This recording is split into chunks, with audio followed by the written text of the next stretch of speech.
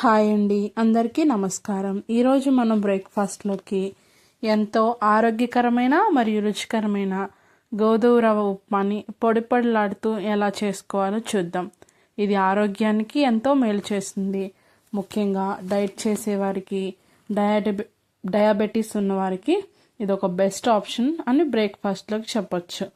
Hi, hello, నమస్తే, welcome back to our channel తండ్రి కూతుర్లు వంటిల్లు. ఈరోజు వీడియోలో హెల్దీ రెసిపీ చూపిపోతున్నాను. దానికంటే ముందు మీరు ఎవరైనా మొదటగా చూస్తుంటే ప్లీజ్ సబ్స్క్రైబ్ మై ఛానల్.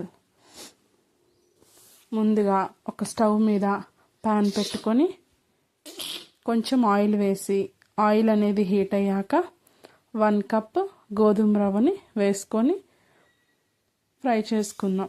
ఎందుకంటే ఇలా వేయించడం వల్ల ఉప్మా అనేది ముద్దగా అవ్వకుండా పొడి పొడిలాడుతూ వస్తుంది.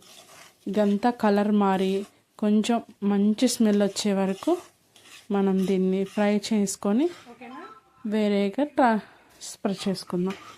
ఇప్పుడు అదే ప్యాన్లోనికి ఒక 2 లేదా 3 టీ స్పూన్ల ఆయిల్ వేసి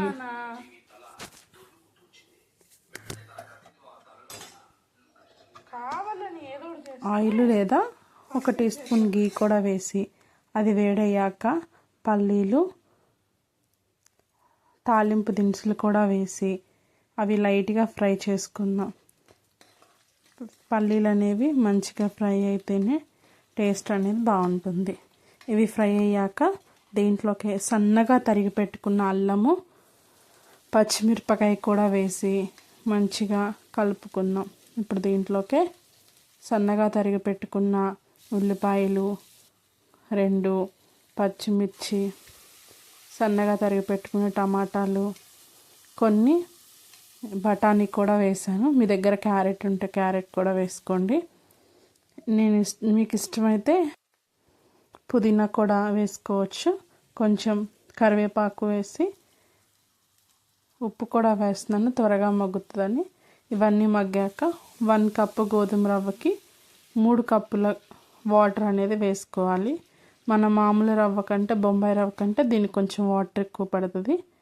ఇప్పుడు అది వాటర్ అనేది బాయిల్ అయ్యాక మనం ముందుగా ఫ్రై చేసుకున్నాం కదా గోధుమ రవ్వ, అది కూడా వేసుకొని కలుపుకొని దగ్గరకు అయ్యే వరకు మూత పెట్టుకోవాలి.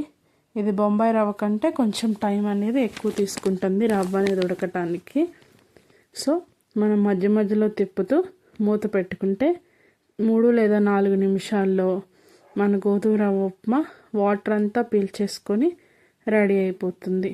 చూస్తున్నారుగా, ఇలా వస్తుంది.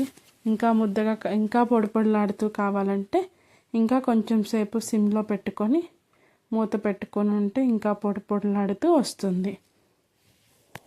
చూస్తున్నారుగా, ఎంతో రుచికరమైన లేదా ఆరోగ్యకరమైన మన ఉప్మా అనేది రెడీ. వేడి వేడి ఉప్మాలో కొంచెం అల్లం పచ్చడి వేసుకొని తింటే సూపర్గా ఉంటుంది. మీరు కూడా తప్పకుండా ట్రై చేయండి. మీ ఇంట్లో ఎలా కుదిరిందో మాకు కామెంట్ సెక్షన్లో తెలియచేయండి. మీకు ఈ వీడియో నచ్చినట్లయితే లైక్ చేయండి.